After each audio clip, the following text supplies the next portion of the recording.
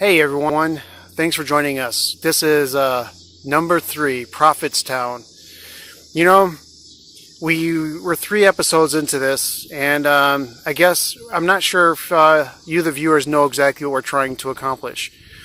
And so I think the best person who can tell us a little bit more about what we're trying to accomplish here is Mike. He's the writer and the producer for the series, and he does a lot of our history. So, hey Mike, so with Let's Go Outdoors, and with this series, Campgrounds of America, what are we trying to provide for people? Well, we're basically, in the writing, I'm attempting to cover all the family-oriented activities that are available for people at all these campsites. There's too many people are staying inside their home, kids are playing their video games, people just don't want to do anything or watch TV. In this way, we can kind of show them that there's a little bit more to life than just staying indoors all the time. Then, by covering different aspects of family camping, we can kind of give them kind of a snapshot of what it would be like to do this. I see. So Mike, what kind of campgrounds are we going to be trying to do? Well, right now, it's kind of early in the series. We're focusing on state campgrounds. Oh, I see. Specifically Indiana state campgrounds. Okay. By next year, we plan to be in Michigan. We're going to cover some of them. And then so on and so forth, depending on how our series runs. So are we doing state parks, national parks, or family grounds? Private campgrounds? Well, right now we're just focusing on state grounds, because state grounds have pretty much most of the facilities that most everyone would want. And they are very safety conscious about the people that are there. Private campgrounds, there are good ones and bad ones, don't know enough about them, and I'd rather focus on something that's state run. And Indiana or any other state and federal grounds, they're basically really big, and a lot of them are very wild and don't necessarily have the same facilities as a state campground or a state park. Okay. So how many episodes are we actually trying to create this season? Well, this first season is going to be 12 episodes. Okay. There's going to be a 13th episode, but it's going to be highlights from the season that we're doing right now for the first 12 that we're doing. Okay, and I know, I want people to know right off the bat, we're by no means professionals, correct? No. So we're doing this because we enjoy it and we want to bring this knowledge to people, right? Absolutely. Excellent. And so we're doing family campgrounds. Why are we choosing family campgrounds? Because I want to get families out there.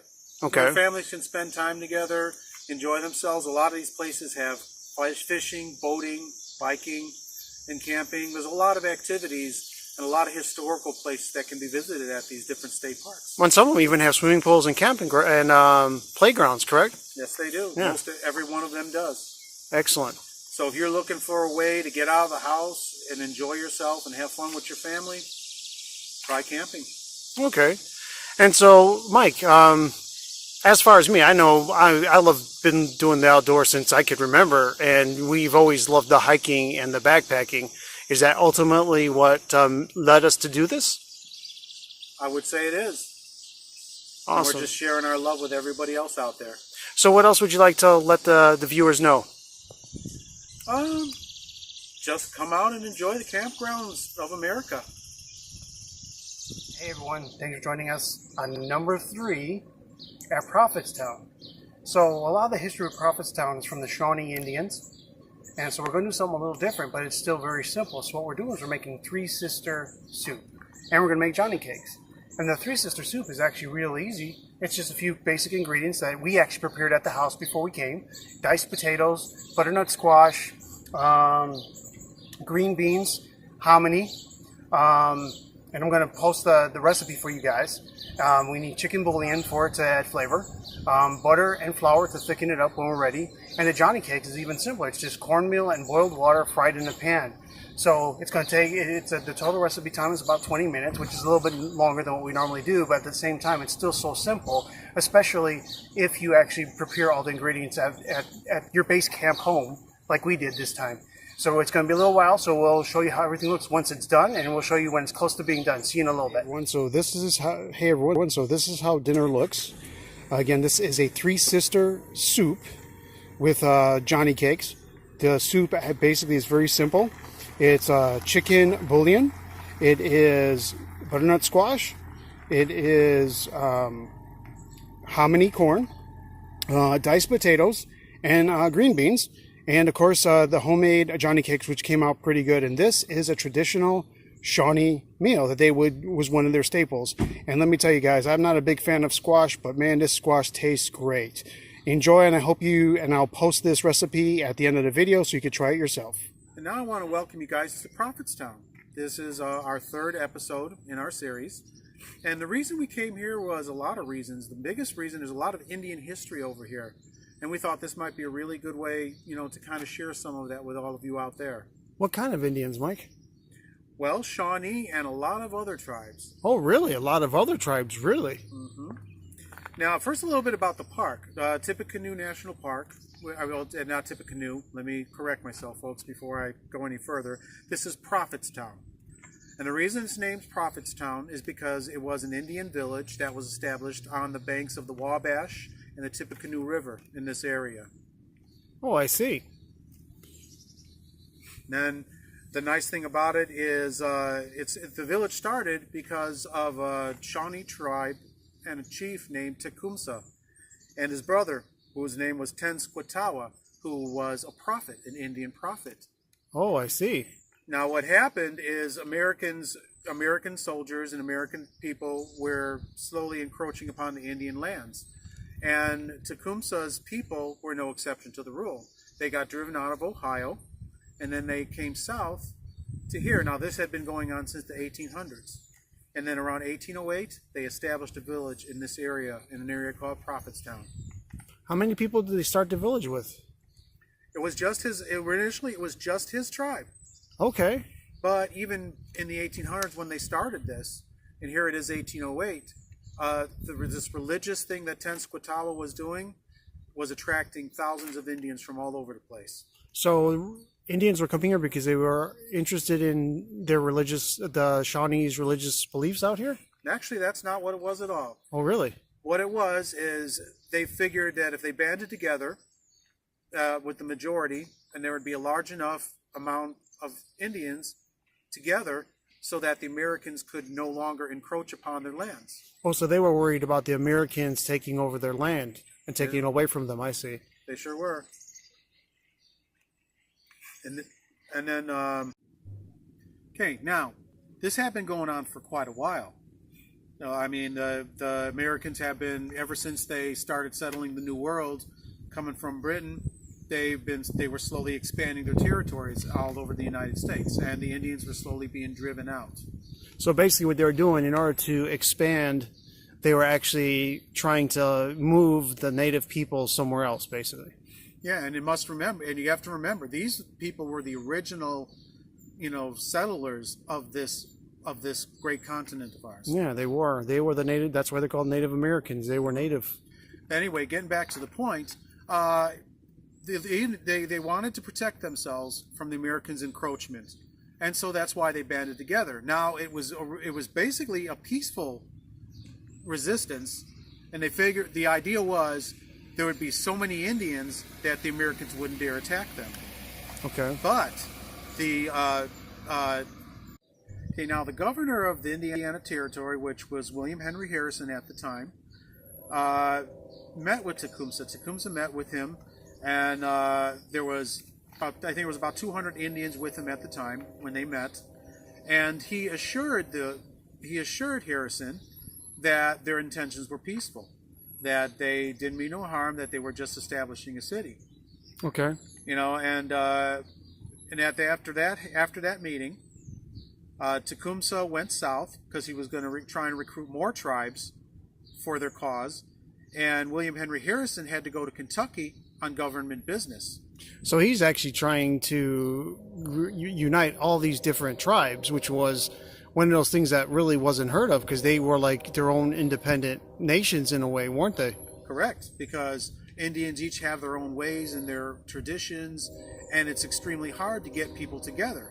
But Tenskwatawa, sorry if I butchered it, basically he had this religious belief to get all the Indians together so that they could protect themselves, and it really appealed to a lot of Indians, which is why he was so successful. I would see how, especially when around the whole United States at the time when it was being formed, British and Americans were pretty much trying to push Indians off their own land. So I could see how you know, how important it would be to unite many cultures and many nations. Exactly. Now, unfortunately, when Harrison went on his government business in Kentucky, and while Tecumseh had went south, Gibson, who was the John Gibson, who was the assistant governor at the time, became the acting governor, so he could run things while Harrison was gone. Started getting alarmed at the large amounts of Indians that were building at Prophetstown. I see. So he was really starting to freak out. Yeah, and so when Harrison got back, he shared this alarming situation with him, because he had also found out, according to rumor, he was under the impression that it wasn't a peaceful settlement at all. Okay, so there was a rumor, so he had no proof either way. He just assumed whether they were going to attack or not. Okay. But Harrison was worried enough that he gathered over 1,000 men, Indiana regulars, rangers, basically an army, and I think it came out to about 1,200 men. Okay. And he marched him south, and he marched him south from Vincennes, which at the time was the territorial center, the capital, territorial capital. Okay. You know, that was before Indianapolis became the capital in modern-day Indiana. Okay. At any rate, they worked their way down, and as he was leading his men, they camped along Burnett Creek, created their encampment right there. Now, Tenskwatawa was worried about it, because none of the Indians in the village wanted to fight. They really didn't want to fight, as far as from what I understand. But fearing that the American soldiers were going to attack them first, they jumped the gun and surprise attacked them, you know, in order to protect themselves. So originally, the Indians were just minding their own business, and they started fearing for their lives that they might be attacked. Right, so Tenskwatawa thought it was wise to attack first, and that's what happened. I see. Mm-hmm. So on the 7th of November, Native American forces led by Tenskwatawa attacked the encampment. How'd that go? Oh, didn't go so well. A lot of men were lost on both sides, and it was in the early dawn hours, and the fighting was intense for roughly about 2 hours. The battle was fought. So it was only 2 hours? 2 hours. Wow. And what ended up happening is the Indians unfortunately lost the battle, and they got driven away from Prophetstown. And then what happened is the Indiana the regular army came in and they burned down Prophetstown. Wow, that's amazing. So originally, they were just trying to build a town, build a community with varying Indian tribes of different, backgrounds.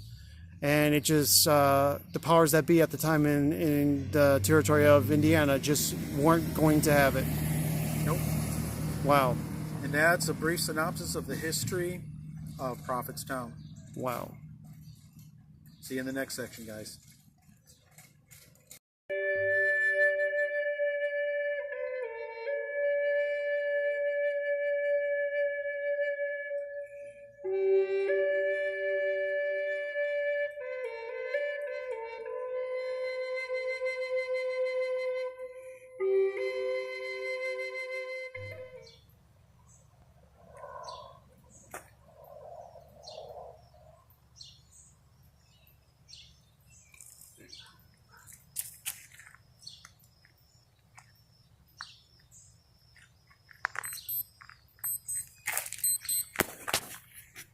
Well, hello and good evening, everyone.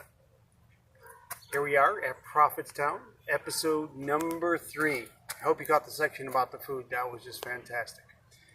So what I want to talk about now, here in this nice little interpretive circle here at the park, and what that means is like you'll have rangers who come on and they'll do like a little thing about animals or a little ghost story thing. So that's what this is for, or a communal fire pit. Anyways, that's a whole different story. So one thing I want to talk about is trash. Yes, trash. We all have it, we all use it, and we all dump it. So, as you see when we do our segments, you see that like our table is full of plates and stuff like that. We always clean the plates, we always dump our trash, and we always take our trash to a dumpster, which is what you're supposed to do. See, most places, including here at Prophetstown, you basically have dumpsters in several locations around the park. So there's really no reason at all for you to leave your garbage on the ground, on the trail, or just laying around somewhere where an animal or another human might run into it or mistake it for something else. And then you have things like the wild animals that are here. And so another reason why you want to keep your camping site clean is because you got things like wild animals that love following around humans to see what they have left behind so they can eat it. And one thing about raccoons, if you've ever seen them, they got little hands. So they actually can open up coolers and open up dumpsters if it's not down well. They also have claws. So if you leave a garbage bag out, they can slice it. The problem is most humans have a lot of waste, like water bottles, plastic bags, styrofoam, and stuff like that that is not biodegradable. And unfortunately, when you leave that in the woods, it causes a couple problems. First off, it could get other animals sick or even kill them because they might think it's a morsel of food, especially if there's like some grease or something on it. They just start chowing down and find out it's not good for them. So you want to protect the environment. So one of the biggest things that they say is what you bring in, you bring out. And that's basically it.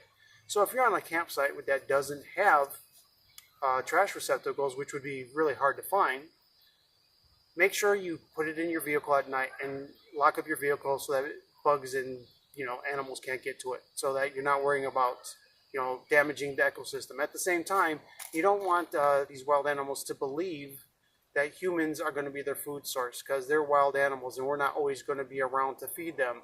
And so what happens if they get too used to us feeding them? The problem is then they'll die. And there's some species of animals that people might want to die just because they're nuisance animals, and that's fine. There's a time and a place for that. But let me sum this up. I don't want to make it very long and preachy. Just make sure that you keep an eye on your environment. Clean up after yourself. Don't leave trash behind that is either going to affect the ecosystem, an animal, or even just piss off another human. Because I'm one of those people who gets really pissed off when I see trash laying on the trails. If you're on a trail and you have trash with you, and you have a backpack, bring a little garbage bag with you and just crush up the garbage, the can or the bottle, and put it in your bag. And then when you come back to camp, throw it in one of the dumpsters. So just something to think about, guys. Don't leave your trash behind. Don't feed the animals. And make sure you clean up after yourself, okay? See you in the next segment.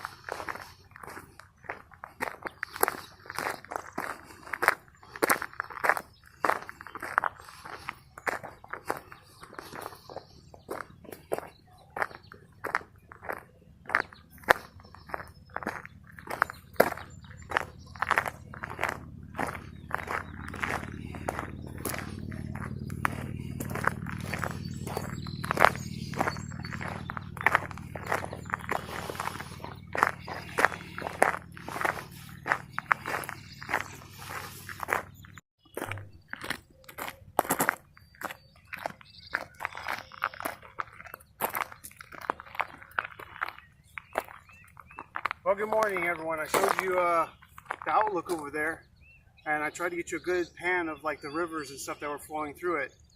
So again, we're at Prophetstown here in Lafayette, in West Lafayette, Indiana, and the trail we're on right now is Trail 3. One thing that's cool about Prophetstown, you know, we're going to talk about the Indian history and stuff a little bit later on, actually leads to where two rivers converge, the Tippecanoe and the Wabash River. So we're actually going to that part of it, and that's why we chose this trail. We're trying to get the most unique features, and as you see, even like the path that we're on is a different kind of path compared to the other ones we actually get on. And I really hope you're enjoying this one, because so far we're really enjoying it as well. So hang along with us and see what else we can find today.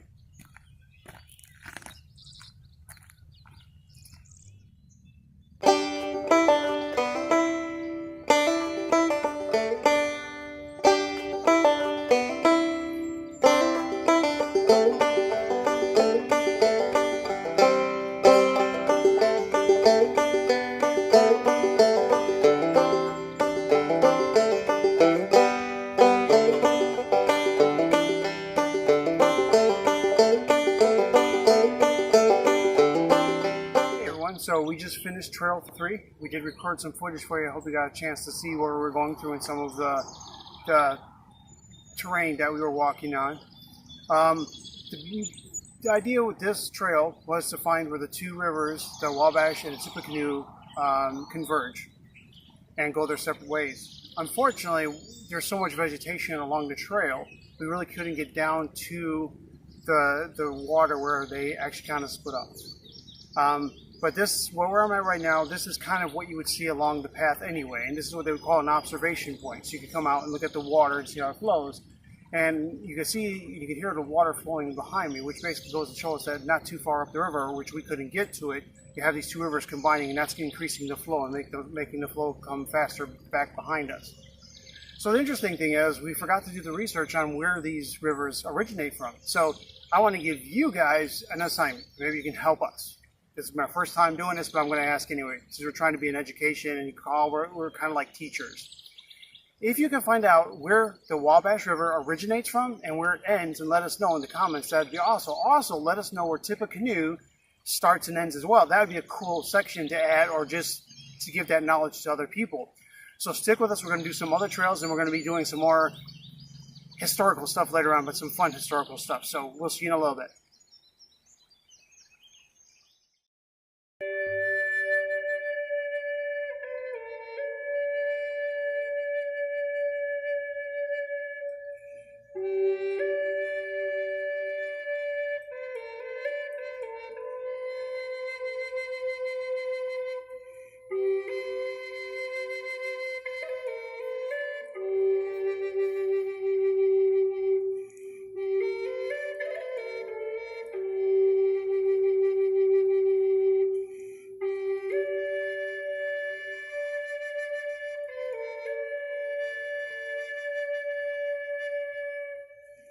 Well, here we are, folks. This is a village as it may have existed in 1811 during Tecumseh's time.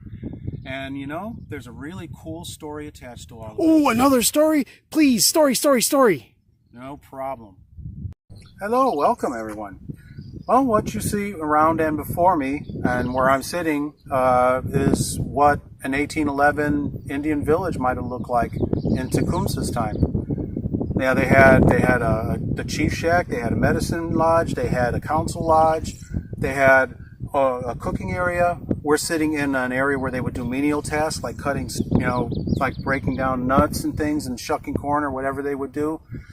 And this is basically was the daily life. They had wigwams. It was basically your standard everyday thing.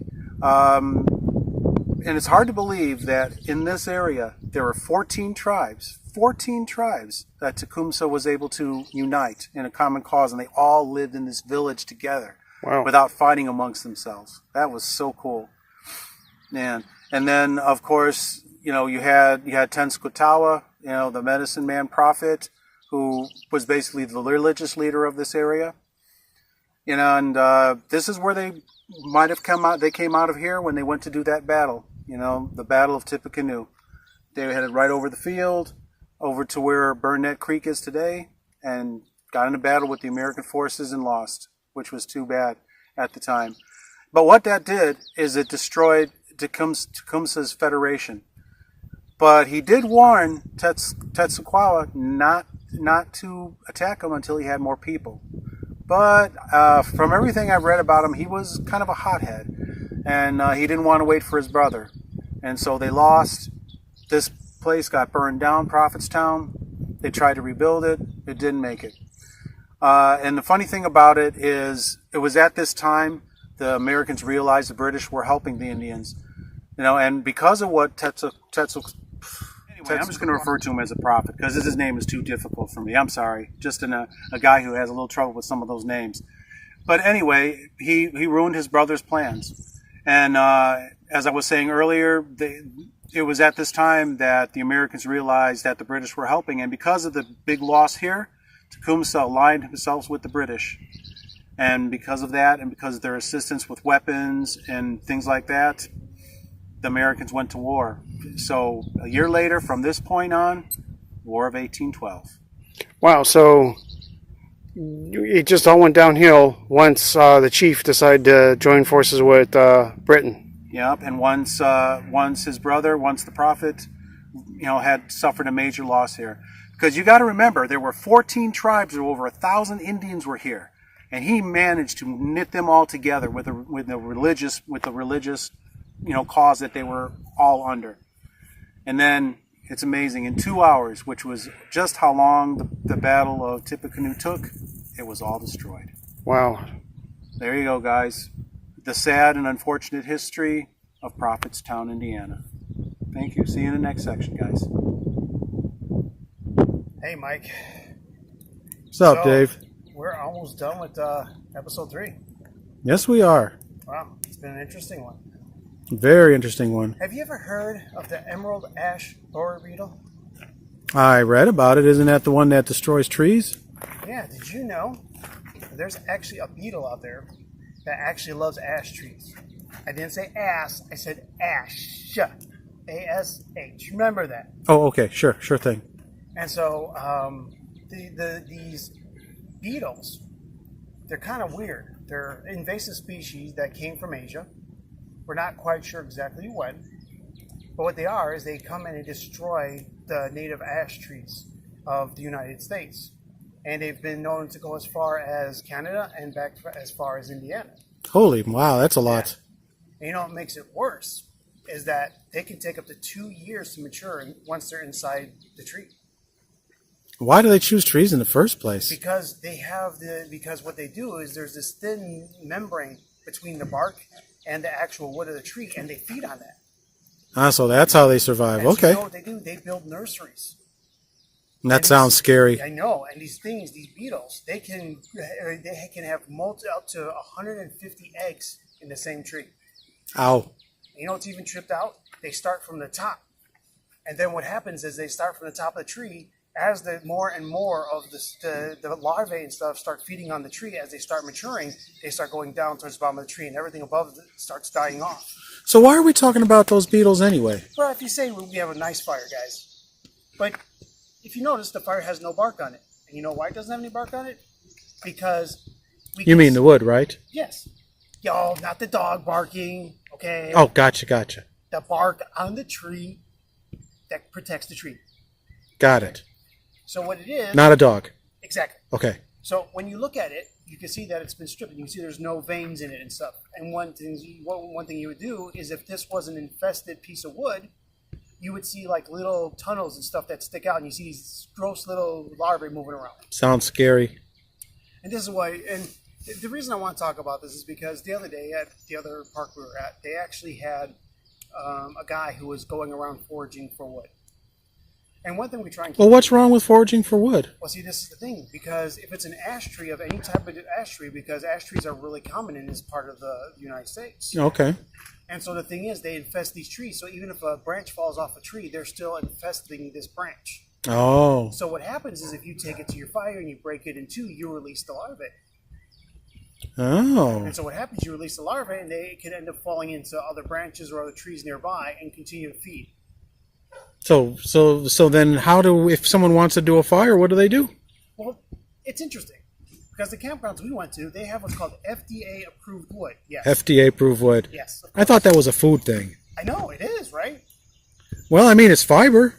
Never mind. So what they do is they certify the wood. So they take all of the wood out. They take all of the outer bark from the Woof tree. woof? No? No. Okay. No. Okay. Just bark Gotcha. Okay. from the tree, and to make sure that there's no veins in it. And then if it's then they dry it out, and then they kiln dry it, and then they wrap it up and they sell it for people in the parks. And what does it guarantees that we're not spreading this beetle. So that's why we can't forage around a park. Now check this out, guys.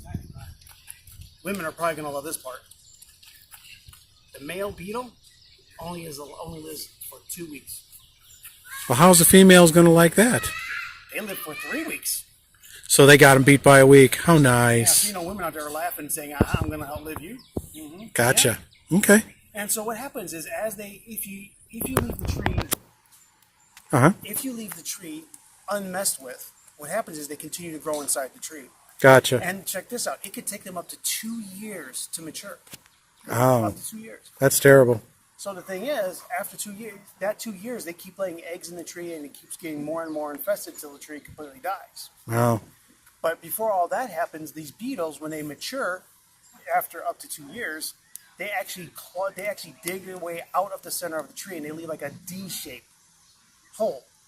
It's kind of weird, but it looks like a D. And so you would see, if you see trees in the woods that have big holes in them that say they look like a D, that's most likely an emerald ash borer. So the moral of the story is buy wood outside, make sure it's FDA approved, and don't pick up and forage wood in the state parks. Yes. And the way the beetle looks like, so if you want to know what kind of beetle it is, they are a bright emerald green shiny beetle. Keep an eye out for those. Just a thought to ponder.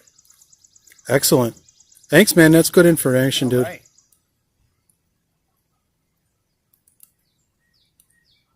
Hey, Dave. Yeah, it's that time again. You know how it is. Final wood, right? Final word. No, is it final word? Is it final? Final word, man. Okay. Sorry, guys. Kind of. Give me a second here. Anyways, I hope you stayed along with our journey here at Prophetstown. It was really, really cool. We talked about the Indians and how much of a place in history they have. We got a chance to go check out the river where the rivers combine, the Wabash and the Tippecanoe. And the trail 3 that led us to it was actually really interesting. It was one of the first multi-territorial trails. And what I mean by that is we went from rock to pavement to mud to sand to just about everything. And of course, Mike talked a lot about the Shawnee Indians and what they did here, and talked a little bit about the battle that ensued and what place they had. We also talked about the emerald ash borer beetle and how important it is to use wood that's provided by the FDA. And we also talked about how important it is to take your trash and throw it into the garbage can. But the coolest thing is we learned about this chief, and I don't know his name. Mike might remember his name. I'm not going to say it because I'm going to mess it up. But the chief guy who actually united 14 different Indian nations.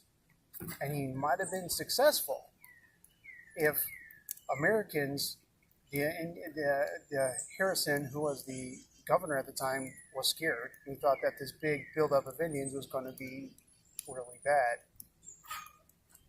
The cool thing about it, though, is that it talked about what he did to create a union. And in the kind of world we're in right now, where you have protests going on left and right, and different organizations fighting and thinking their way is better than someone else's, and some people saying this life matters more than another life. People, grow up. Okay? Back in the day, Indians didn't like each other very much. And if you can make 14 Indian nations, that was just the start of it, until it got ruined by the prophet. He kind of blew everything out because he's a little hothead. But he was able to confidently unite 14 different Indian nations. And he was going to try and create an actual federation of Indians. So who knows? I mean, man, things might have changed. We might have had the United States, the United Federation of Indians. Who knows? I don't know. Mike might know, I don't. But hey, I was sleeping there. Sorry, guys. Anyways, I'm trying to wake up here. And I don't have any coffee, so I'm winging it. Okay?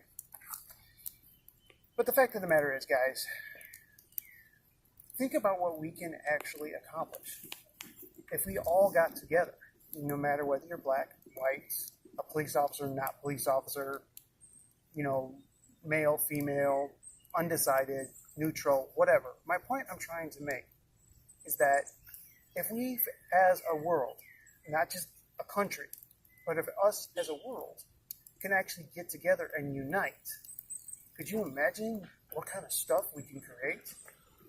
Heck, I'm going on a limb here, but there'd be less violence. There'd be less war. And I just think that if you guys get a chance, think about that.